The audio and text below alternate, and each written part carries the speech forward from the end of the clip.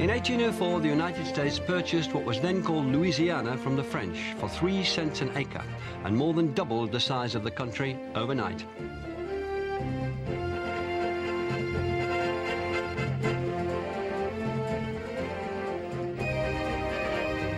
And these lands were nothing less than the whole American heartland, the great plains and prairies drained by the Mississippi River and its tributaries like the Missouri, Ohio, and Tennessee. It stretched all the way from New Orleans in the south to the Rocky Mountains and what is today the Canadian border in the north.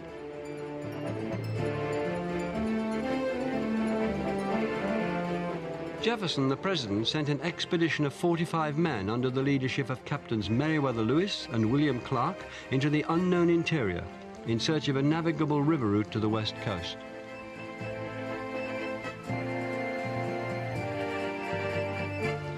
Lewis and Clark's expedition became one of the epic journeys in the history of exploration. It started here in St. Louis, on the great junction where the Mississippi and the Missouri rivers come together.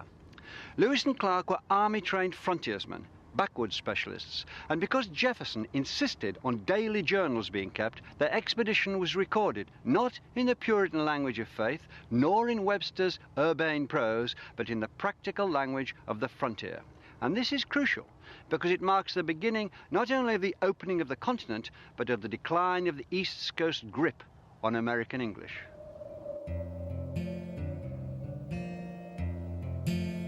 We finished butchering the buffalo, and on my return to camp, I trod within a few inches of a rattlesnake, but fortunately escaped his bite.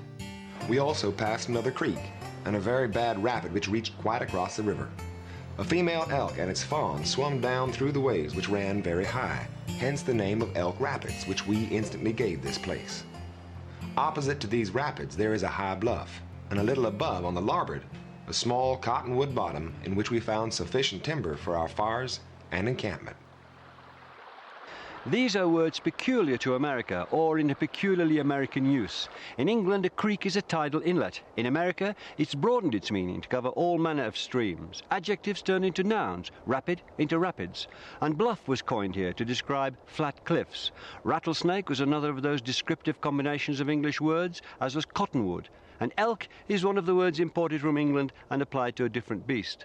Buffalo, though, had been an English word for over 2 centuries, imported from a Portuguese book about China. Lewis and Clark's journals include not Webster's 50 words peculiar to America, but over 2,000 of them. Most are names of objects, a great catalogue of flora and fauna and man-made items that were new to English eyes. Words like hickory, hominy, maize, moccasin, moose, opossum, pecan, persimmon, toboggan are derived from native languages, as well as more obscure words like kinnikinnick, a mixture of leaves for smoking, pemmican, a preserved mixture of meat, fat and berries, and tamarack, a kind of larch. Others are English coinages with descriptive properties of their own. The whippoorwill, a bird named by the sound of its call, or the mockingbird, a name inspired by its habit of imitating other birds' songs. And there are hundreds of names made by combining existing English words from black bear, bluegrass, bottomland, backtrack, box alder, brown thrush, buckeye, bullfrog, bald eagle, and blue jay, to sapsucker, snowberry, snowshoe, sugar maple, whistling swan, timberland, tumblebug, turkey buzzard, and yellowjacket. But this was just the beginning.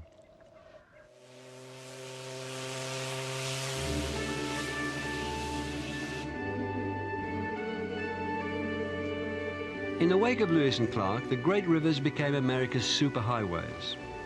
Once, this quayside in St. Louis, the gateway to the west, bustled with scores of paddle steamers taking new settlers to the new lands.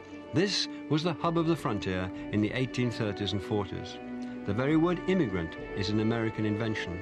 Vast migrations of people had never been a huge factor in the old world, but it was the defining experience of the new one.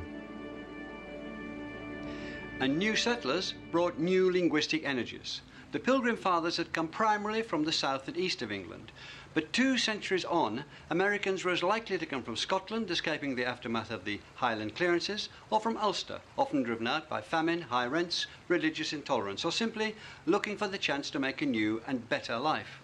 As many as half the population of Ulster crossed the Atlantic, and many kept moving west. They became a major part of the rich mix of people who were creating a new American country and a new American voice.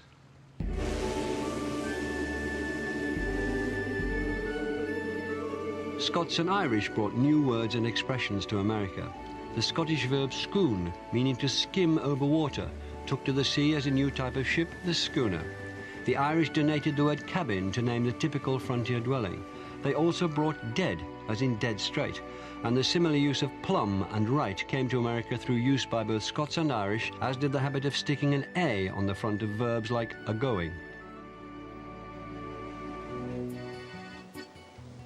The old French presence, too, is apparent everywhere along the Mississippi. It's there in the place names, from New Orleans, Baton Rouge, and Lafayette in the south, to St. Louis, Cape Girardeau, and Belleville further north, and towns ending in the French suffix ville are everywhere. Edwardsville, Greenville, Jacksonville, Clarksville.